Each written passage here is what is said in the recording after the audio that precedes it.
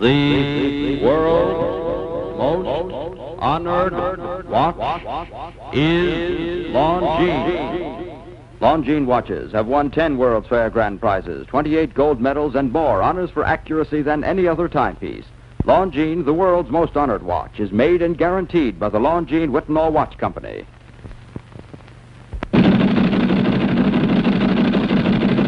It's time for the Longines Chronoscope, a television journal of the important issues of the hour, brought to you every Monday, Wednesday, and Friday. A presentation of the Longines Whitnall Watch Company, maker of Longines, the world's most honored watch, and Whitnall, distinguished companion to the world-honored Longines. Good evening. This is Frank Knight. May I introduce our co-editors for this edition of the Longines Chronoscope? Mr. Elliott Haynes, an editor of United Nations World, and Mr. Henry Hazlitt, editor of the Freeman and contributing editor of Newsweek magazine. Our distinguished guest for this evening is Dr. Lyle J. Hayden, formerly chief of the agricultural section of U.S.A. and presently program director of the Near East Foundation. The opinions expressed are necessarily those of the speaker. Dr. Hayden, you've just returned from Iran. I'd like to know what the Near East Foundation has been doing lately there. The Near East Foundation is engaged in a program of rural improvement, and our objective is to improve the standard of living among the peasants in rural Iran. We hope to do this in the form of a demonstration which will be accepted and put into practice by not only the Iranian government but the peasants themselves. I suppose I ought to make clear, though, that the Near East Foundation is a private organization, private philanthropic organization, has nothing to do with U.S.A. That is right. It's a private organization sponsored by individual contributions, and it has as its motto to help the people help themselves through greater learning. Could you give us some idea, Dr. Hayden, of who those contributors are? Well, for the most part, they're people without a great deal of money, I judge. I don't know who they are, but the average contribution runs around $10 or $12. So this is more or less the common people of America helping the common people of Iran. That's the nice thing about our program. Well, what sort of relation would your program have to Point 4? I don't mean whether it has any formal relationship, but I mean how does it compare in what it does or tries to do? Perhaps you should say what relationship does Point 4 have to our program? Well, that's all right. Because fine. we were going before Point 4 was inaugurated. But actually, it's to accomplish the same thing. We're both trying to help the backward peoples of the world help themselves. Could you give us some idea, Dr. Hayden, of just how backward Iran is? Say, for example, what their agricultural methods are. The average Iranian peasant farmer has a wooden plow. He has a float, that is a drag about 8 feet long, which he sticks the point of the plow in, and perhaps he has a half interest in an ox. And outside of that, he has nothing but hand tools. And that requires an awful lot of correction, I imagine, doesn't it? Yes, it does. It means that with these very crude implements, he can only handle about 7.5 to as much as 15 acres. That's all the land he can physically get over during the short growing season that they have available. Well, I'd like to bring up a question of this nature. A lot of people think, a lot of businessmen who've come back from the so-called underdeveloped countries say that the chief need of those countries is private risk capital, private foreign risk capital. And that when this money is handed out, let's say under Point 4 U.S.A. or out of the United States government, then these countries, the governments of these countries, won't do the things that are necessary to attract foreign capital, to make their countries attractive to foreign capital, and that until they do that, they won't be developed. And I'd like to have you speak to that point. That is a very difficult point, and I think it's due to the fact that many of the governments of these backward areas are relatively unstable themselves. Until the nationals of a country who have wealth are willing to invest in that country's resources, you can hardly ask a foreigner to send money in. But doesn't the government have to make conditions attractive for the domestic investor before it's likely to make them attractive for the foreign investor? That's true. It should make it attractive for the domestic investor, and I think that most countries are trying to do that. They've made considerable progress in that respect. Well, Dr. Hayden, getting back to Iran for a second, I understand that no matter how much technical assistance of the type that your foundation renders to foreign countries, that they do need a certain amount of the type of capital that Mr. Hazlitt mentions, and Iran especially needs a resumption of her oil revenues that she lost recently. Would you concur in that? Yes, very definitely. It seems as though Iran is almost on the verge of bankruptcy. Well, I don't know where they'll get foreign exchange unless they can sell their oil. Well, now, do you think that there's a possibility that the British and the Iranians will patch up their differences? I don't think so. But do you think there's any likelihood of a settlement through this World Bank arrangement that's been spoken of? I think that's the most hopeful type of solution that has been suggested so far.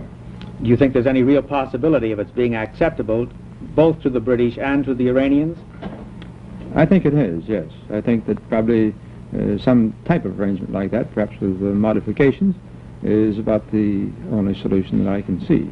I understand that the loss of oil to the West has already been made up in other areas of the Near East, though, so that it's actually just a question of Iran's welfare. That's right. That's unfortunate from Iran's point of view. Well, just how important is Iran to the West in that case?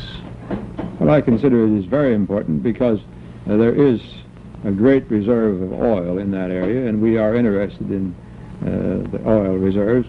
And if Iran should go through a revolution, if some foreign power should take over control of Iran, it's quite conceivable that they could easily take over control of all the rest of the oil-producing area around the Persian Gulf. And that area produces or has as potential reserve some 40 or 60% of the world's reserve oil supply. Which might be needed sometime. Which might be needed sometime indeed. Well, do you think we've been following a very good policy in the Near East? You mean foreign policy? Our foreign policy? Perhaps I might answer that question by asking one as the typical Arab might, and that would be to say, what is our foreign policy in the Near East? The Arabs what puzzles the Arab about that? It seems that we have one time followed one course of action and another time followed another. We have told the Arab that we were their friends and that we wanted to help them, and then we seemed to help the country that was taking their territory away from them. At least they were afraid that they would see that as a reason. Well, does the Arab make any comparison between our treatment of them and our treatment, let's say, of Israel? Very definitely so. In the recent allotment of funds under TCA, the Arab has said, well, you are giving $50 million to 4 million people and $50 million to 40 million people, and we are the 40 million. And we think that's not an equitable distribution of this aid. Well, coming back to the work of the Near East Foundation, just what would be a typical project? What would be a typical concrete project that you've been doing lately? Well, one of the things that we have done is to encourage farmers to improve their poultry breeds. And just recently, when I was in Iran the last time, I was privileged to observe an exchange of improved birds. In fact, there were very nice barred rock roosters for those that the villagers raised. Our poultrymen went to the village with enough roosters to exchange one nice rooster for every native rooster they had. An interesting thing happened there. These children and ladies and men were bringing their roosters up, and I saw one woman that had a very small rooster, and pretty soon I looked around and she was not there. Then before the end of the line reached the truck, she was back, but she had two, the small rooster and a small hen. When they asked her why she was bringing the hen, she said, my chicken was so small that I thought I'd have to give two of one of these nice ones. Do you think, Dr. Hayden, that the absentee land owner problem in Iran is one that has to be solved? Yes, I think that type of land tenure system must be solved and must be improved eventually. Is that done by educating the landowner, or by putting political pressure on him, or how? You've stated it a very nice way, educating the landowner to show him that it's necessary for this land reform to come about. In other words, that he must take more interest in his peasants, help them, and share a greater amount of the wealth with them. You think that you can do that they will listen to you?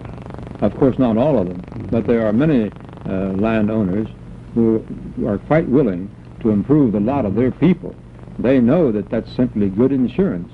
They must do that. Dr. Hayden, I'd like to switch to Europe for a second and ask you something about your ECA experiences.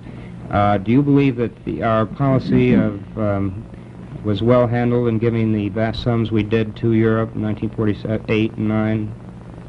I think that very definitely we were doing the right thing by providing economic aid to Europe.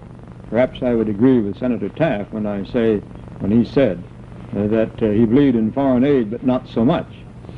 I think I agree. That's well, my Dr. position. Hayden, as a final question, I'd like to ask you, what do you think is the most important thing that America needs to do in the Near East today? I think the most important thing is to get the confidence of the Near East people.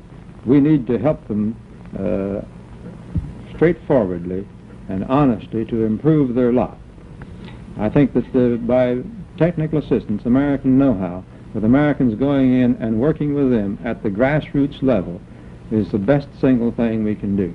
Well, thank you very much, Dr. Hayden, for being with us tonight. Thank you. The editorial board for this edition of the Longines Chronoscope was Mr. Elliott Haynes and Mr. Henry Hazlitt. Our distinguished guest was Dr. Lyle J. Hayden, Program Director of the Near East Foundation. The peasants in rural Iran. We hope to do this in the form of a demonstration which will be accepted and put into practice by not only the Iranian government but the peasants themselves. I suppose I ought to make clear, though, that the Near East Foundation is a private organization, private philanthropic organization, has nothing to do with ECA. That is right. It's a private organization. It's time for the Longines Chronoscope, a television journal of the important issues of the hour, brought to you every Monday, Wednesday, and Friday. A presentation of the Longines Whitnor Watch Company, maker of Longines, the world's most honored watch, and Whitnor, distinguished companion to the world-honored.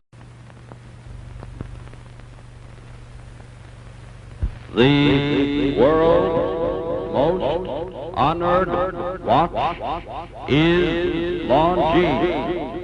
Longines watches have won 10 World's Fair grand prizes, 28 gold medals, and more honors for accuracy than any other timepiece. Longines, the world's most honored watch, is made and guaranteed by the Longines Whitnor Watch Company. Of ECA and presently Program Director of the Near East Foundation. The opinions expressed are necessarily those of the speaker. Dr. Hayden, you've just returned from Iran. I'd like to know what the Near East Foundation has been doing lately there. The Near East Foundation is engaged in a program of rural improvement, and our objective is to improve the standard of living among Longines. Good evening. This is Frank Knight. May I introduce our co-editors for this edition of the Longines Chronoscope. Mr. Elliott Haynes, an editor of United Nations World, and Mr. Henry Hazlitt, editor of the Freeman and contributing editor of Newsweek magazine. Our distinguished guest for this evening is Dr. Lyle J. Hayden, formerly chief of the agricultural section